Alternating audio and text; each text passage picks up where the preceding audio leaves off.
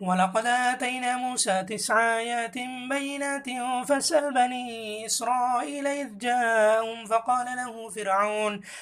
له فرعون إني لأظنك يا موسى مسحورا قال لقد علمت ما أنزل هؤلاء إلا رب السماوات والأرض بصائر وإني لأظنك يا فرعون مسبورا فأراد أن يستفزهم من الأرض فأغرقناه ومن معه جميعا وقلنا من بعده لبني إسرائيل اذكروا الأرض فإذا جاء وعد الآخرة جئنا بكم لفيفا وبالحق أنزلناه وبالحق نزل وما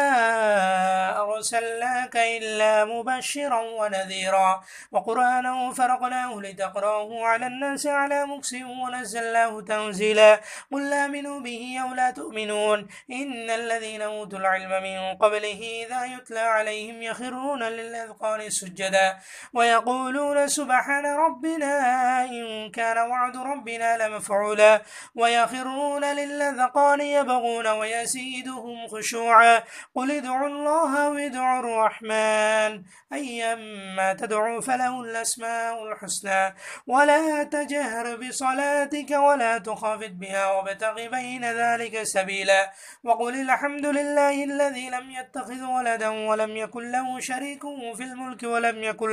ولم يكن له ولي من الذل وكبره تكبيرا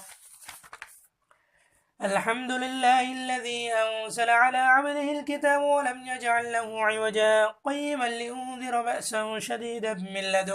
من لدنه ويبشر المؤمنين الذين يعملون الصالحات أن لهم أجرا حسنا ماكثين فيه أبدا وينذر الذين قالوا اتخذ الله ولدا ما لهم به من علم ولا لآبائهم كبرت كلمة تخرج من أفواههم إن يقولون إلا كذبا فلعلك باخع نفسك على